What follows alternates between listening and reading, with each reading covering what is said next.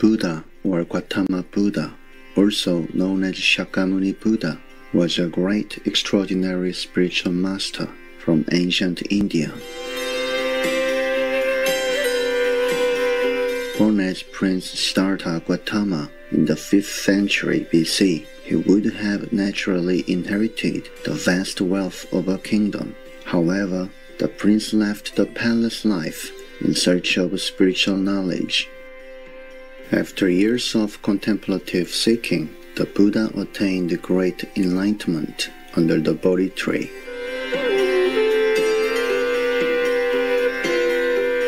He then shared the merits of his practice by providing a method for other sentient beings to be freed from the cycle of death and rebirth.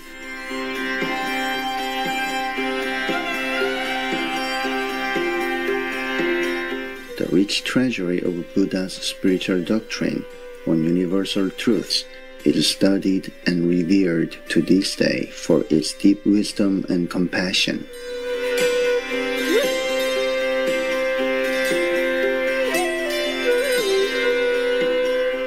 The Mahayana Mahaparinirvana Sutra, or Nirvana Sutra, is a Tathagata Kalpa Sutra of Mahayana Buddhism. It is considered as a major Mahayana Sutra. The actual date of the original sutra is not known. However, it is said that its early texts may have been written before or during the 2nd century CE. The complete original Sanskrit text of this sutra is lost with only remnants of a small number of fragments, but the texts in Chinese and Tibetan translation are in existence. The sutra was translated into Chinese twice, namely in 416 CE by Faxian and in 421 CE by Dharmaksema. The translations are apparently from two substantially different source texts, and the difference is in their teachings on Buddha nature. The Dharmaksema's version states that all sentient beings have the potential to attain Buddhahood, while Faxian's indicates that some will never attain Buddhahood. The Dharmaksema's version is more popular in East Asia and is influential in the development of East Asian Buddhism.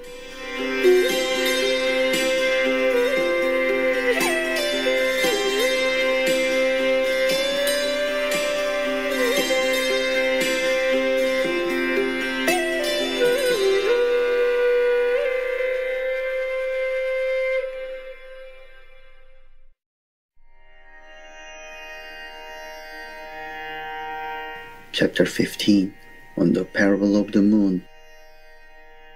The Buddha said to Kasyapa, as an example, there is a man here who, as he sees that the moon is not yet out, says that the moon has departed, and entertains the thought that the moon has sunk down.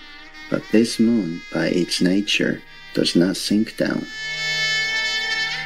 When it appears on the other side of the world, the people of the other side say that the moon is out. Why? Since Mount Sumeru obstructs vision, the moon cannot reveal itself. The moon is always out. It has, by nature, no coming out or sinking down. The same is the case with the Tathagata, the alms-deserving, the all-enlightened one. He manifests himself in the 3,000 great thousand worlds, or he gives the semblance of having parents in Jambudvipa, or of entering nirvana in Jambudvipa. The Tathagata by nature does not enter nirvana, but all beings say that he truly enters parinirvana. The case is analogous to the sinking of the moon. O good man, the Tathagata by nature does not possess the nature of birth and death. To succor beings, he manifests his birth and death.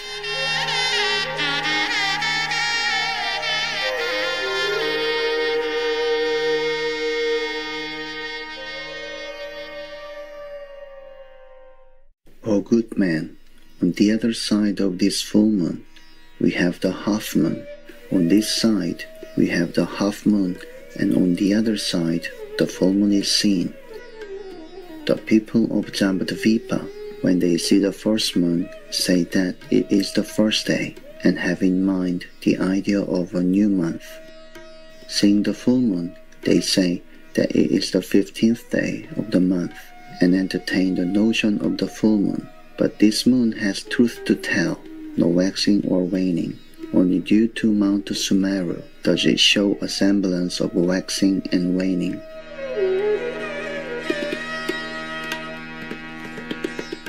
O good man, the same is the case with the Tathagata.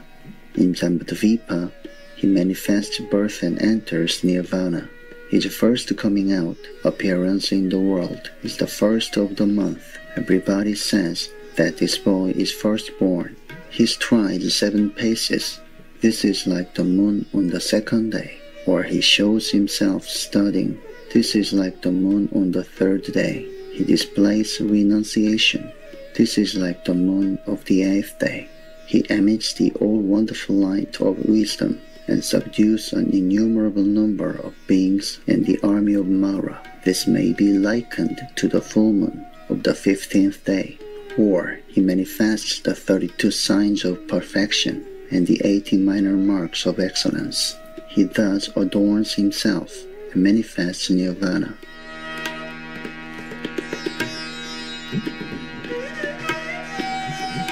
He is like the eclipse of the moon. Thus, what beings see is not the same. Some see a half moon, others a full moon, and still others an eclipse. But this moon, by its nature, knows of no waxing or eclipsing. It is always the full moon. The body of the Tathagata is like this. For this reason, we say eternal and unchanging.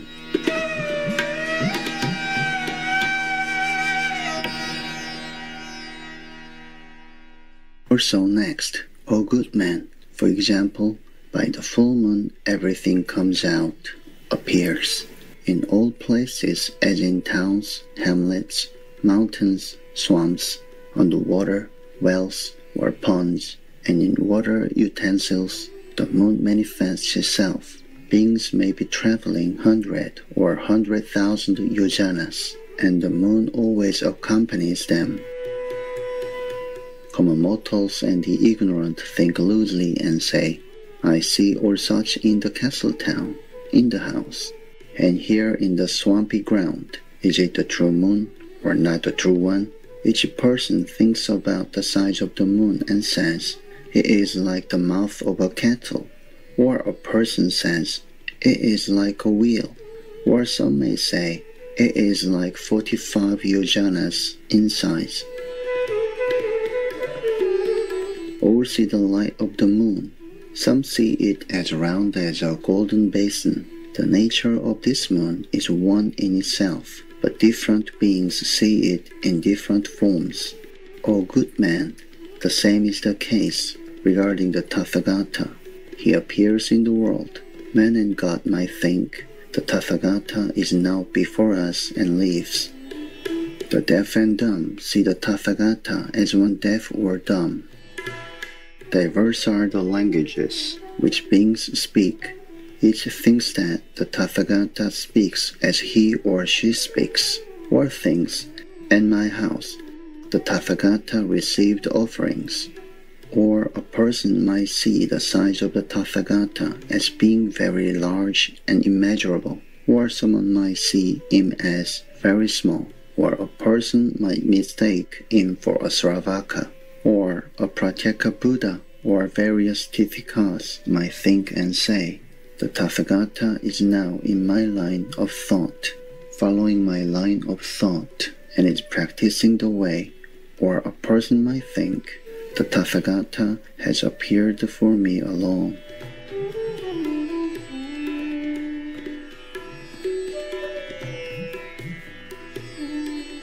The true nature of the Tathagata is like that of the moon. That is to say, that it is the Dharma body, the body of birthlessness, or that of expediency. He responds to the call of the world, being innumerable in his manifestations. The original karma manifests itself in accordance with the differing localities. This is as in the case of the moon. For this reason, the Tathagata is eternal and unchanging.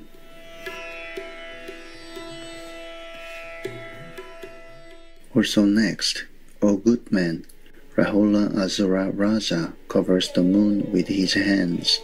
The people of the world will then say that this is an eclipse of the moon, but Rahula Asura Raja cannot cause any eclipse to the moon. He merely obstructs the light of the moon. The moon is round. There is no part that drops away. Only as a result of the obstruction is the full play of light checked. Once the hands are withdrawn, the people of the world say that the moon has regained its power, or say that this moon suffers a lot, but even 100,000 Asura kings cannot cause it suffering.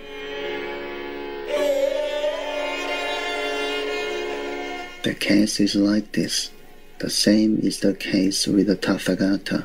Beings give rise to evil thoughts about the Tathagata, cause blood to flow, commit the 5 deadly sins, and act as Ikshanthikas. Things are shown in such a way for the sake of the beings to come. Such things are displayed as acting against the Sangha, transgressing Dharma, and causing hindrances. Maras as innumerable as 100,000 billion cannot hope to cause blood to flow from the body of the Buddha. Why not? Because the body of the Tathagata is not possessed of flesh, blood, sinews, marrow, or bones. The Tathagata truly has no worry of disintegration. Beings say Dharma and Sangha have broken, disintegrated, dissolved, and the Tathagata is dead. But the Tathagata by nature is all truth, and there is no change or dissolution with him. Following the way of the world, he manifests himself thus.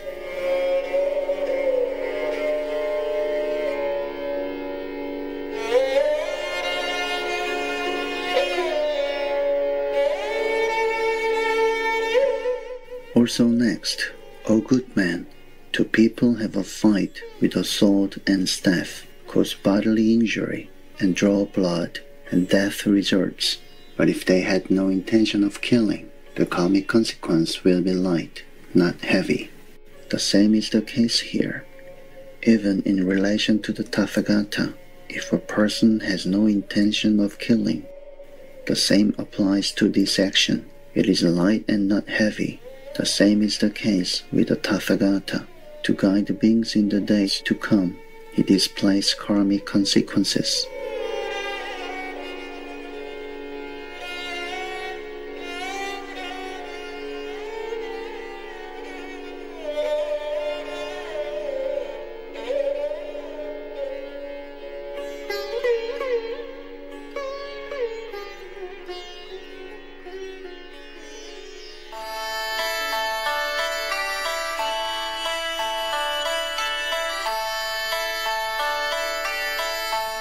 Uplifted viewers, thank you for your company on today's selection from the Mahayana Mahaparinirvana, Chapter 15, on the Parable of the Moon, Part 1 of 2, on the Words of Wisdom.